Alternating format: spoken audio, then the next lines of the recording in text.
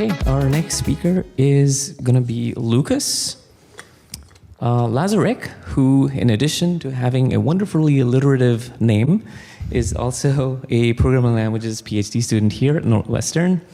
And he's graduating this winter and is on the job market. So if there's anyone looking for eminently capable racketeers, he's your man. So take it away, Lukas. Thanks. All right, hi everyone. I am going to talk today about a library I made called Mutate. It's for doing mutation. But most of us probably don't necessarily know what that is. So I'm going to start by going on a little programming adventure so we all get familiar with this idea. And then I'll talk a little bit more about the library. OK? So I wrote this program. It's basically just a function right now, and it creates a schedule of things. You give it a bunch of things and some dates and some constraints, and it makes a schedule. What it does is not really that important, though. But it's kind of complicated. Like, it's a non-trivial function. OK? Of course, I want to know if it's right. Right? So I wrote some tests. It's the thing we should do. And if I run them, they all pass. Don't get any errors. And my question now is, are these tests enough? No, right? We can look at them, and we don't have to think very hard. We can say, OK, well, 1, 2, 3, 4, that's not enough tests for like any program, right? OK, so that's a great answer. And that's like working on intuition, right? But suppose we want to think about this a little more systematically, and we want to be able to like justify our answer and say like, well, no, this really isn't enough tests. There are other tools available to us, right? We can like look at the specific tests we made and think really hard and be like, OK, yeah, these are great tests because they cover all this important edge cases. That's good. We should definitely do that. But maybe that's not enough by itself. Maybe we could use some tooling to give us like a metric to say these are good tests, like this is a good amount of tests. And maybe something that comes to mind is like code coverage. And that's great, right? It gives us this metric. We can say, OK, well, I've only covered like half of my program. I should add more tests until I cover the whole thing. But if you're an experienced programmer, you know that's also not necessarily enough, right? It can be a deceptive metric. Just because you have really good code coverage doesn't necessarily mean you've covered all the features of your program. So I'm going to introduce another idea called mutation testing. And the basis of this idea is that we can say a test suite is good if it catches bugs. Right? I think we can all agree on that. It's not really a useful test suite if it didn't catch any bugs, potential bugs, right? Or if we actually had bugs and we wrote some tests, they should catch the bugs, right? OK, so if we want to understand if a test suite like this is good or not, we could take this definition and kind of flip it on its head. And we could say, OK, well, what if I go and I go look at my program up there and add some bugs to it, and then see if my test suite catches them. And if I do this a bunch of times and I inject a whole bunch of interesting different kinds of bugs, and my test suite catches them all, then I can be like, yeah, I have a great test suite. And if there's some bugs that I inject that my test suite doesn't catch, then I have some concrete evidence that my test suite isn't that great. Like, I put those bugs in, it didn't catch them. That's bad. OK? Now, of course, we could go and do this manually, right? We could go like walk through this and say like, OK, yeah, well, this is a great spot for a bug. I really understand my program. And I could go make a change and then try running my test suite and see what happens. But this has a bunch of problems, not the least of which is that it's kind of boring. And I personally would get tired after like maybe 3 or 4 bugs doing this. I'd be like, OK, yeah, well, my test suite's fine. I'm moving on. I've got better stuff to do. So instead of do that, how about we write a little meta program that goes and injects bugs in a systematic manner into our program. So we can do that basically all over the place and get a whole bunch of bugs into our program. And then we can check whether our test suite catches those bugs or not. This is the basic idea. of mutation testing. And right now, what I want to do is let's go do that and see what it looks like concretely. Sound good?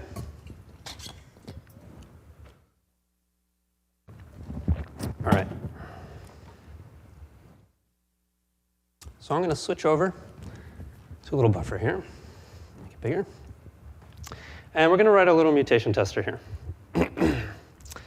And at its base, the idea of mutation testing is really simple. Let's just suppose for now, let's make a wish in the classic HTTP fashion for a function that's just going to get us all the mutants of our schedule program. Mutants here are the name for this buggy version of the program that we made where we injected a bug somewhere. Each one of these is called a mutant in the literature of mutation testing. And I'll talk a little bit more about that in a second. But for now, let's just imagine that we have this function. And it gives us a stream of the syntax of our schedule module that we were just looking at, where each one has a bug that we injected. And what our mutation tester can do is just loop over that stream and for each one, let's call it mutant syntax. Okay. And for each one, what we can do is we can just write it to a file. And so let's first make the file. Temporary file. And then we'll just write our mutant to that file. OK. And now we've got it on disk, and we can just run it. And we can do that with like RacketCon. Don't worry about the details here. OK. And we can check whether Racco fails or not. And if it fails, then we can say, OK, our test failed. And if it doesn't fail, then we can say our test passed.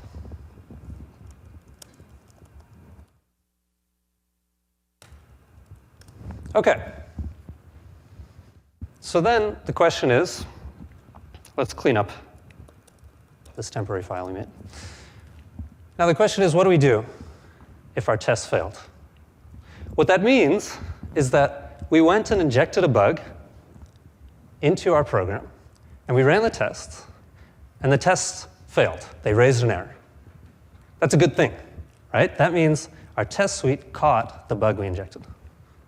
So we're happy. And if our tests did not pass, or sorry, if our test did pass, so this Boolean up here is true, then we're in trouble, right?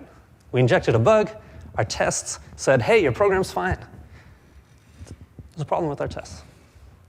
Now, there's an asterisk here, because when I talk a little bit more about how we're going to inject these bugs, it might be the case that we injected something that we thought was a bug, and it wasn't actually a bug. This is a problem, but hold that thought. I'm going to talk about it later. OK, so for now, let's just say, OK, if our tests don't pass, we're happy. If they pass, bad news. Now, one thing we could do is we could raise an error and say, like, hey, your test suite's bad, right here. But actually, maybe we get like a bunch of mutants here. And so really, we want to get like the most information we can from one run of our little mutation tester. And so instead of that, what we can do is we can count up how many times did this happen. And then we can report kind of a metric at the end that says how many times our tests managed to catch the bugs we injected. So if we want to do that, then OK, we can just change our loop a little bit here to keep track of the number of times that our tests failed and the total number of tests that we ran. And at the end, we can just return the ratio. OK? And so then down here, we'll just return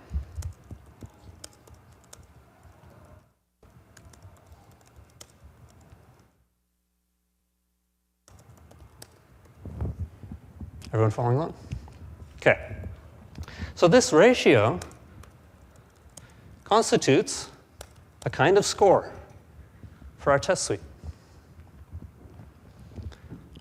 And the higher the number is, the closer it is to 1, the happier we are.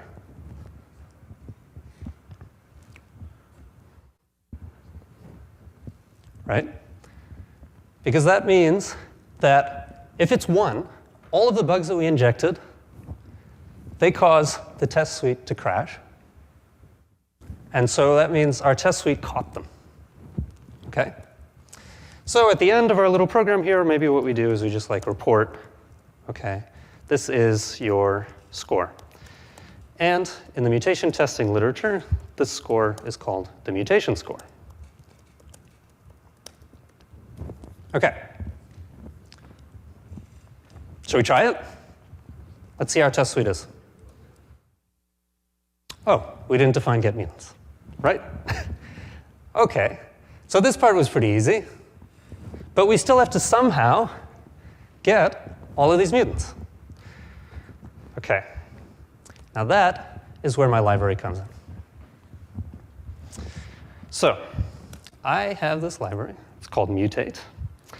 And it lets you pretty easily solve this problem of getting the mutants of a program. So let me add some requires here.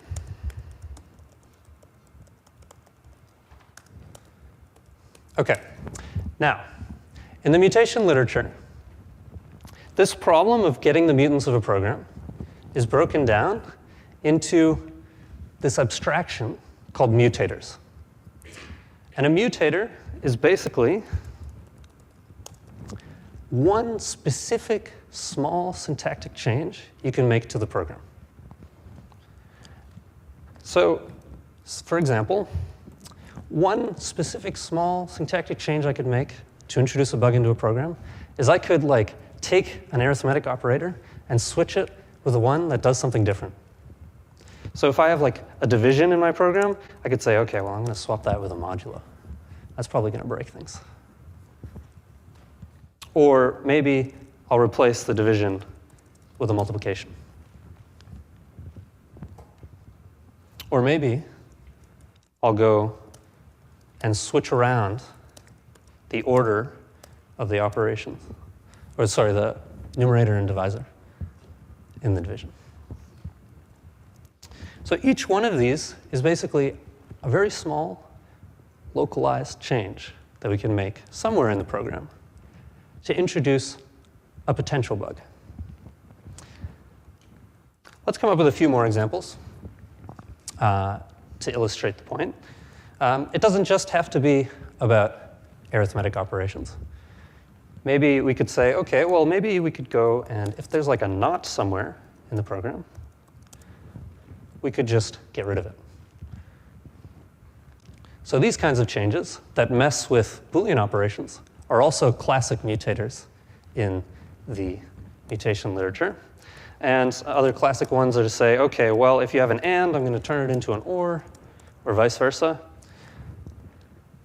And another one is to mess with conditionals. Say, okay, well, I'm going to go and like flip the branches in a conditional, or I'm going to mess around with the conditional expression. And just to keep things simple, I'm going to say, okay, well, one way we could do that is wherever there's a when in the program, I'm going to switch it around with unless. Okay. So these are mutators. And now, my library comes into play when you're sitting in this space and you say, okay, I want to create mutants of this program, and I have a couple of ideas for these mutators, for these ways that I want to introduce these bugs. And what my library provides is a small DSL for defining these mutators, and then some tooling to take them and go and kind of do the boring stuff of going and looking in the program, finding places to apply them, and actually injecting the bugs and keeping track of that stuff. So let's see how this looks. So you add these requires that I added before, and then what we can do is we can define mutators that do all of these things. And now I'm just going to basically write out one mutator that does most of these, and then another one that does the division swapping one, and then I'll kind of explain the idea of how to read it. But it should be fairly intuitive, I hope. That's kind of the point. So this mutator, as you can probably guess from the name, operates on identifiers in your program, and it basically just swaps them around. And or when unless. Okay. And this is one of the mutator definition forms that my library provides. And this one's useful if you just want to deal with identifiers. And a lot of mutations end up falling into this category, but not all, like our little division one up there. And so another one is define simple mutator, which the name is a reference to define simple macro, because basically you just provide a pattern and then you can do an arbitrary transformation of some piece of syntax that matches that pattern. Okay? And what we're going to do is we're just going to swap around E2 and E1 here. Okay. So that's part one. We've defined now our mutators, capturing these ideas that we had up here. So this is the first piece of the library. And the second piece is how we take these mutators, package them up, and turn them into this function that'll just give us all the mutants of a module. And you do that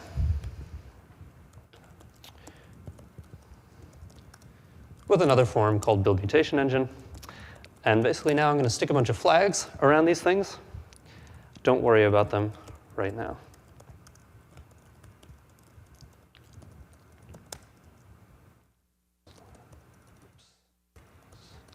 Select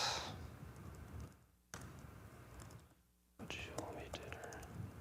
Okay. What this produces now is a function which, given a piece of syntax, produces all of its mutants. Okay? So if we write its signature, it looks like that. And now we can use this. Oops. Didn't mean to put that A there. Syntax, okay. Now we can use that to write this function that we'd wished for down here, get mutants. And that's a pretty simple definition. Now that we have this, it's just a matter of calling this function that we defined. And of course, we need to get the syntax out of a file. I'm just going to use this read module helper function for that. Okay. Now we can run our program. But a mistake.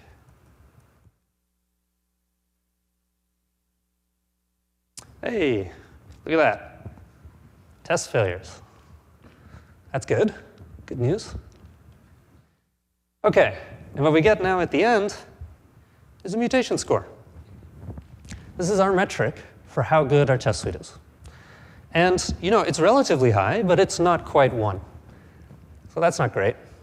Really, if we are interested in the quality of our test suite, then we should go and add more tests to our program, and then we can get up to a mutation score of 1. That's kind of the gold standard, right? Okay, we're not going to do that because this talk is not about mutation testing, actually, right?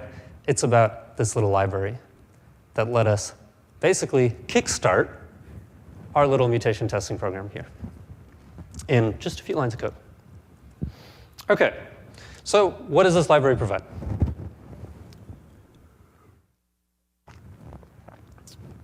We've already talked about all the basic pieces in it. It's a pretty simple library. It provides this little DSL for defining mutators. It provides the machinery to take those mutators and bundle them all up and do the boring work of creating bugs or injecting bugs into a program.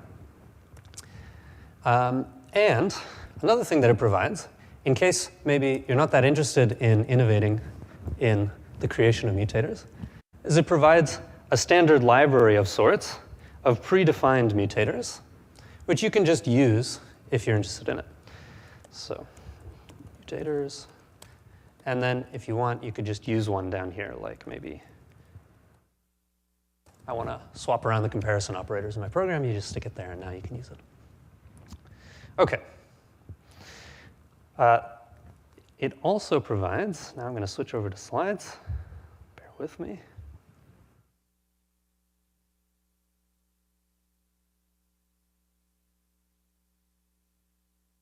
So it provides all these things that I talked about.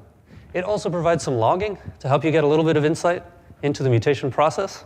And coming soon, I've already built this, but it hasn't quite been packaged yet, some analysis tools if you're creating your own mutators and you want to understand how effective these mutators you came up with are, and you want to understand like what kinds of bugs are being injected, how often are they being applied, how often do they result in crashes in your program, that sort of thing. There's some tooling coming soon to the library to support this. But that's about it. That's all that this library provides. And in particular, I want to emphasize that there are some things that this library does not provide, and it's not intended to provide. And one thing is that it's not a mutation testing tool.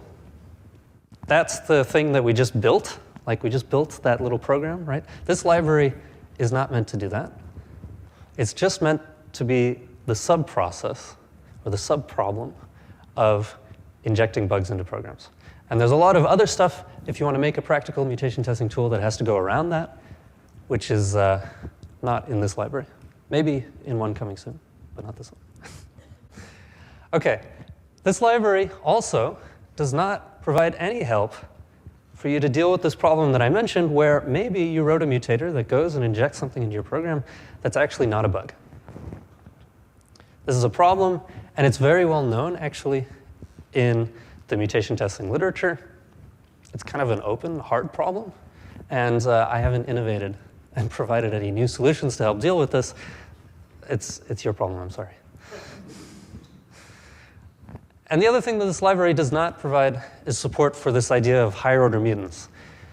Basically, in the mutation literature, there's this idea of, well, what if we went and instead of just injecting one bug in one place, we injected like a couple of bugs in a couple different places to more closely simulate real bugs.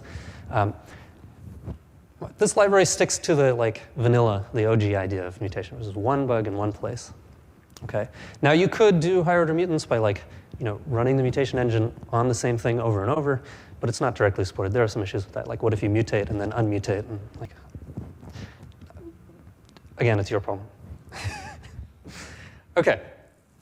I'm pretty much out of time, so I'll breeze over this. But mutation is pretty cool. Please check it out. I've been using it in my research. That's what I made this library for. I've been running experiments where you try to inject bugs and find them. It has a very rich history and literature. So if you're interested in this, please go check it out. And I can recommend there's this great survey paper, which I'm happy to share if anyone's interested. It gives a nice overview. But yeah, this library is available now. It's called Mutate. It's fully documented. It's on the package server. Sources are on GitHub. Check it out. If you find it interesting, if you use it, please let me know.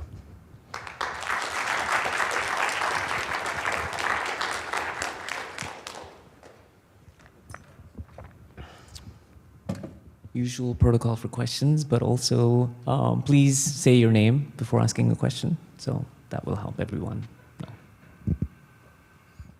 know. I'll just put this up here while we have questions. This is ChatGPT's interpretation of mutation.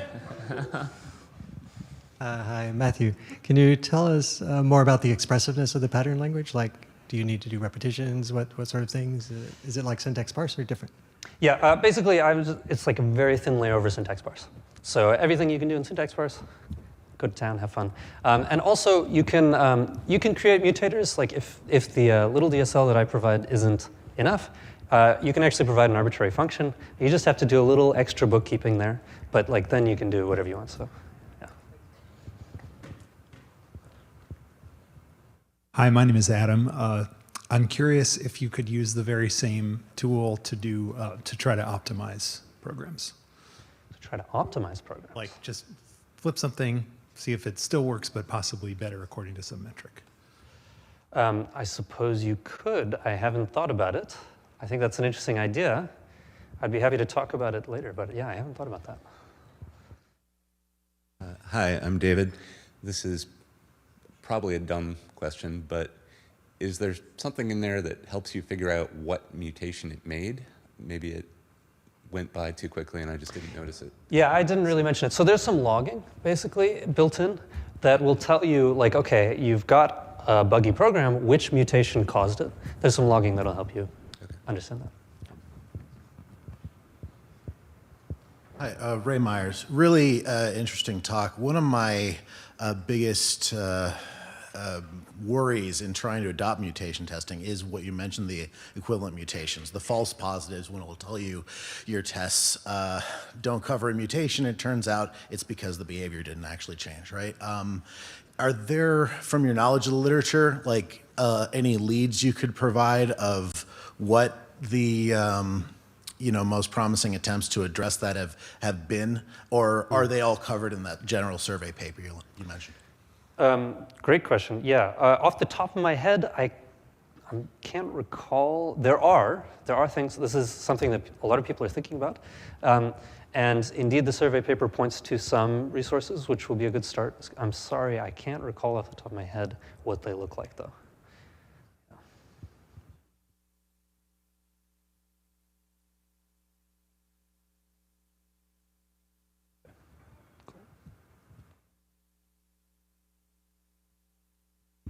I think we're just about out of time. Actually, let me. We have time for maybe one more question. Yeah. I'm your co-author, so I'll ask anyway. I used mutation testing in 1980 with Tim Budd, who implemented the first mutation tester. And I want to use this talk to point out something. As our keynoter this morning said so nicely, it takes 30 or 40 years to get something going. And if you think about how we built mutation testing for Fortran programs in 1980, and how easy it is to do it now, it is mind-boggling. Language-only programming über alles. All right. Thank you, Lukas.